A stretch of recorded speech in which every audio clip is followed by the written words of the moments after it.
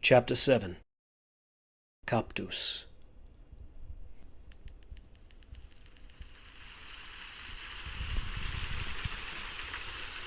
Water streams over the outside of my windows. I imagine Sophia, cozily zipped into her sleep sack, and her mouth hanging open, drooling as she dreams about chasing after her brothers. I picture my sons, asleep in their messy rooms, and the silence in those rooms after a long day of being loud and rowdy. Mary has likely already dozed off as well.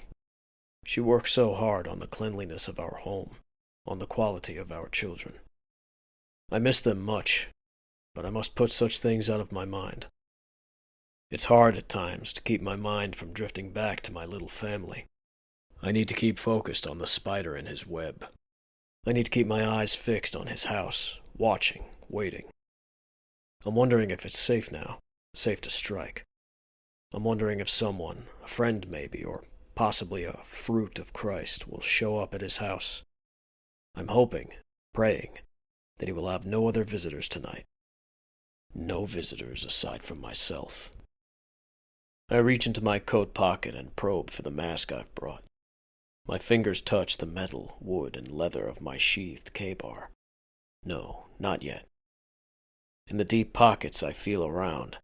I find its soft cloth and the strings that wrap around my ears. I pull it out of my coat. It's striped blue, pink, and white in the center. Trans Lives Matter is written across the center. I picked it specifically for my encounter with this priest. It's one of the benefits of this post-pandemic world. You can conceal your identity, even cover it with lies, and without saying a word to do it. I hide my identity from cameras and people alike, all while appearing to only value our overlord's professional opinions. To them, my mask is a blessed sight, a welcomed one. I also have a beanie to wear, just a normal black one. I use it to cover my ears. Supposedly your ears have prints, just like your fingers do. Everyone's ear is shaped differently, and this has been used many times to catch the suspects who only thought to wear a mask. It would be nice to wear a hoodie, but I haven't got one that has enough pocket space. I have my gloves ready as well, but they're not covering my hands yet. They're non-latex. Latex isn't good enough. Some say they're thin enough to leave fingerprints, so I use nitrile gloves. They're thicker, but can cause allergic reactions. I've never had a reaction wearing them, but I'm always interested in triggering a bad one to have one. I'm not positive how severe the result would be. Probably a lot less severe than a stab from a K-bar. I laugh. No one actually wore gloves during the pandemic. They're still a bit suspicious to people. I'll wait to put them on once I'm ready to make a move. I must be sure not to touch anything until that moment. I think of my woman at home, Mary, the most beautiful. She shouldn't be alone, I know that. I should be there. I'm tired of her tears. I'll be there to wipe them away for the remainder of our lives. For now, I'm going to bring some balance to this disgusting nation we live in. Evil is celebrated and protected, and the people of God weep in their homes. Amen, amen, I say to you, that you shall lament and weep, but the world shall rejoice. And you shall be made sorrowful, but your sorrow shall be turned to joy. I don't call their numbers without them answering. I've asked them questions, always ask the questions, and find others in need of detachment from the world. I sweep, collect the dust and dirt, and I see more dirt. A clean floor sparkles and reveals the filth elsewhere. I go to the grime, I clean, and by the time I'm finished there, it's as if someone's walked through the door with muddy shoes. The cleaning never stops. My wife has wept for long enough. She's shaken in the night and sighed 1,000,000 times. And I've never been able to heal her. It won't go without correction. None of them will go without punishment. Father Davis is guilty. A priest confessed it to me as his number was called. My sorrow will be turned to joy tonight. When the wicked perish, there are shouts of joy. He lives in a finer neighborhood. The houses are bricked here. They're older, but not unkempt. I keep watch of the house he entered. The windows of the house are still black with no light from within. I believe that it's safe to say that no others are present, only the priest. Hopefully there's no dog. The blinds are down in his house and they're undamaged. Damaged blinds equal a dog. And so it's also safe to assume there's no four-legged friend in his home. Bad mistake on his part. But it's been said that animals don't like them. Imagine living your entire life alone because not even house pets enjoy your company. I can see from this angle lights coming on from within the bricked home. The rain that passes just before the lights glimmer and returns to darkness as it falls. Only for a brief moment are they honest, not by their own choice but by the existence and effect of the light.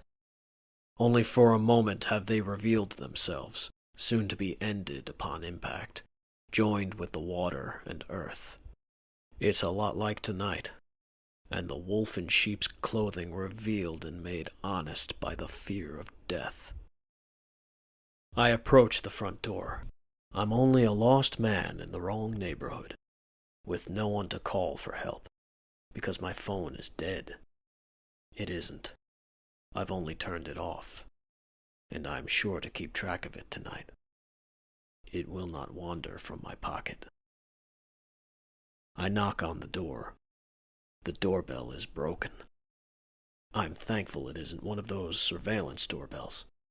I had one of those once. I saw its glowing blue circle from the street and avoided being seen on it. I entered another way. Tonight, however, there is no camera, and I'm increasingly thankful. Keeping things simple. I hear his footsteps approaching behind the door. There are glass windows on both sides of the door with curtains covering them, but he draws one back and peers through to see who's at his door. He's a mouse poking from his hole, and I'm the cat with my claws ready, but hidden. I calmly wave to him. I can't afford to look like a psycho. I can't afford to look like anything other than a typical man lost on a random street of the infinite maze of Long Island neighborhoods. He moves away from the window, and I hear the door unlock. Clunk. "Hello?" he asks in his typical soft tone. Typical it is because I've heard it so many times. His effeminate voice carries across the radio waves to distant lands.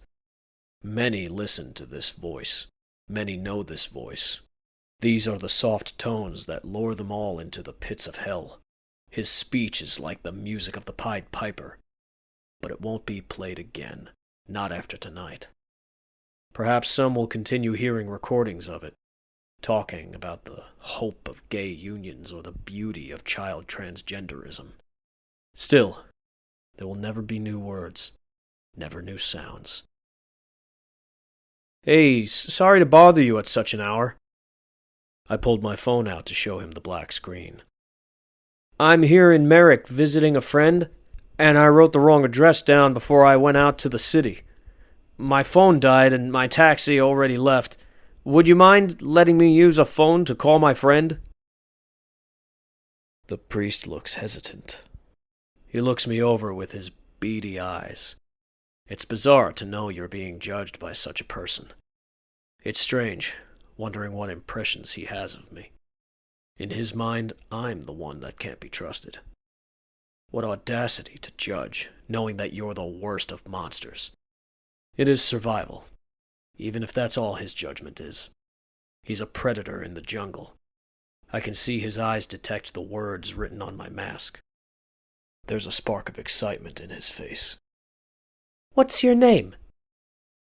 There's a change in his face. He loosens up on his silent inquisition. His eyebrows are no longer scrupulously squinched, but his eyes are just as soulless as ever. "I'm Simon." "Nice to meet you, Simon. I'm Davis." He opens his door wider to welcome me in. It's neat within. From what I can see, his home is tidy and remarkably polished. I follow his lead and step inside his home. It's his lair. Monsters don't have homes. They have lairs. They have dungeons, caves, dwellings. But they never have homes. Homes are for humans. He's no human. He is something diabolical, manifested in the flesh. Nothing more. He closes the door once I'm through. Thanks, Davis. I really appreciate it. I reply as I look upon his walls. There's modern art everywhere. Modern Jesus painted in hippie style, with ugly colors and distorted shapes. Why did anyone ever desire to do something other than Baroque or Byzantine is beyond me. It's like we ascended to the peak of a mountain, the pinnacle of art, and tucked our legs and rolled away immediately. His art isn't entirely religious in nature. There are bizarre statues and paintings as well. There are paintings of children with monstrous faces holding balloons and hands with beasts. I have no time to take note of it all. I must not get distracted. I can look later. We enter his living room briefly to pass through and into his kitchen, where the phone hangs on the wall. His back is still turned to me. I can't use the phone. I don't know anyone's number, and if I called any numbers I knew, I'd incriminate myself. How nice of you, Father. But you shouldn't let people into your homes. They might know you're a pedophile and attempt to kill you. The only number I will call is yours. I already have my gloves on. Hey, Father, I say as he reaches for the phone on the wall. He turns around. The confusion on his face is palpable, and immediately rinsed away by the upward blow of my fist to the bottom of his chin. He drops. I had to really work on my form. I had started my business trips with brass knuckles. I broke too many jaws with them. Makes my investigations impossible, so I had to put them away. He's out cold, but his jaw isn't broken. I'm not going to have to decipher his slurred words. That wouldn't have been fun. I was never able to get better at interpreting the noises from a broken jaw. I drag his body from the kitchen to the living room. The time people spend knocked out varies, but he's about as down as they get. There's a nice chair in here that I can place him in. I hoist his body onto it. Just the touch of him grosses me out, like picking up a cockroach or a maggot-covered rat corpse. I can't help but laugh with glee at the sight of his drooping face. How I've waited for this moment. Really, he's the cherry on top of my mound of pedophiles and heretics. I've killed others, yes, and it was terrific. But he was just so much more enticing. He's a celebrity of sorts, a man with a massive following. This is big game hunting. I pull out my trusty K-bar and duct tape. I tape his wrists together. I crisscross over and under his hands a couple of times. I tape over his fingers, making them impossible for him to use. Impossible for him to tear away with.